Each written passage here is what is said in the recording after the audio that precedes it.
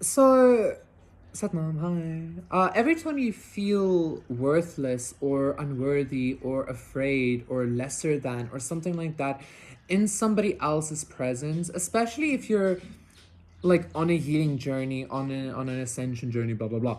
If you feel that energy, you're going to be recognizing the more you like empower yourself, you're going to be recognizing that those emotions and energies that you were feeling of not being good enough, etc., was literally the energy of everybody around you. Okay, that was the energy that your energy was bringing up in them, and you didn't recognize that. Okay, and you were just internalizing it, right? It's not that you're like, oh my god, I'm an empath and oh, like, per me. It's literally like you shine so bright, their demons show, and then you see the demons and you think it's yours, okay? Because you forgot, right? So, Queen of Cups. I'm hearing a lot of nurturing energy. Four of Pentacles reverse.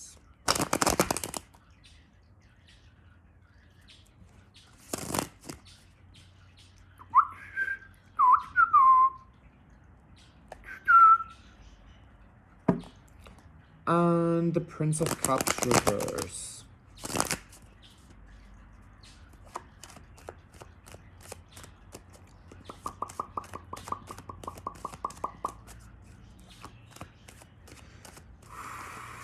I mean, like, if you look back in hindsight, whenever you were rejected by somebody, or like a relationship didn't work out, or a job didn't work out, like, even like almost immediately afterwards, you would recognize that, like, wait a minute, like I was the grand one, or I was the healed one, or I was the one bringing the abundance, or I was the one bringing the love, or something like that. Like, you were always above the situations anyway, right?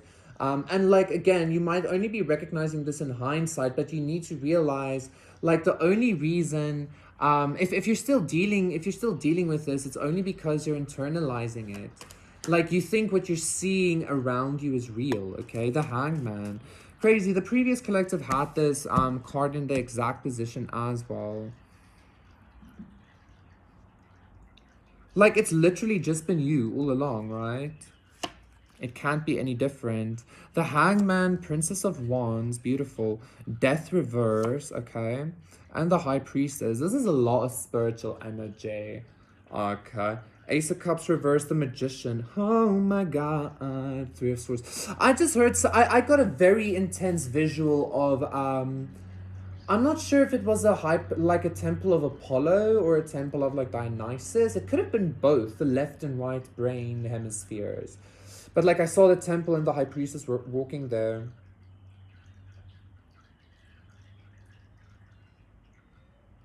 So I feel like, quite honestly, I feel like the message here is like, you need to choose what you're becoming. Because since we are these like infinite beings, you need to like very much like be certain what it is that you want to be and what it is that you are. Because we are these infinite beings, we can embody like an infinite spectrum of whatever, right? We can carry infinite attributes, so to say, right? And these infinite attributes can go either light or dark. So I feel like, if you were to go into a more darker space, if you were to go into a more denser space, there's maybe gonna be some kind of an understanding in how you can utilize your darker attributes to kind of lift up your lighter abilities, or something like that, okay? Like, it's almost as you're powering up and as you're leveling up, as you're recognizing that you're just seeing everybody's wounds, and like your whole life you've been actually thinking it was yours. The more you go through that, the more you're actually going to be seeing how you can utilize people's wounds, how you can utilize that energy to create something beautiful for them, how or teach them maybe how to create something beautiful for them, for themselves. Because the high priestess and the magician is giving me some kind of teacher, like guide, like like oracle energy, right?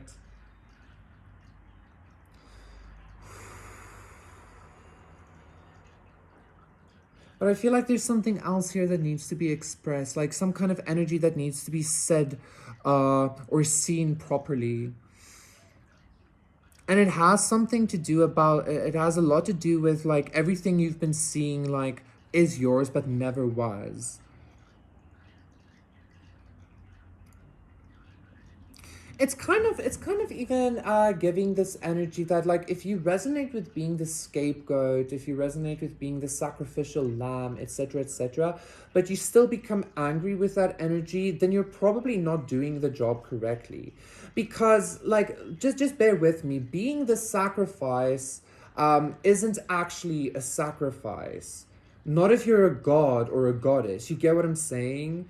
Not if you can continuously be rebirthed. Like every ancient tradition has this thing of like a god dying and rebirthing in order for everything else to live. Like if you're not gonna do that, then nothing is gonna flourish. If you're still resisting that sacrifice, it means that you're thinking, you're internalizing the experience. Because it's not really you being sacrificed, it's some kind of attribute of you that keeps being sacrificed and being reborn. So stop fighting it. So stop maybe even resisting it, because if you're resisting it, you're resisting your own nature. It's kind of like, and this is not gaslighting, this is empowerment. It's kind of like the purpose of Christ. Like Christ is the scapegoat. Like Jesus is the scapegoat. Dionysus is the scapegoat. You get what I'm saying? But like that's the purpose, and they don't care about it. They don't mind it because it's what they are. So I feel like this is just a call to arms, to like kind of get out of the victim empath consciousness, the victim empath perspective, because you're not a victim. You are the life of creation, right? Thank you so much, collective. That was your reading. Please do the thing, and I'll see you again for no one. Bye.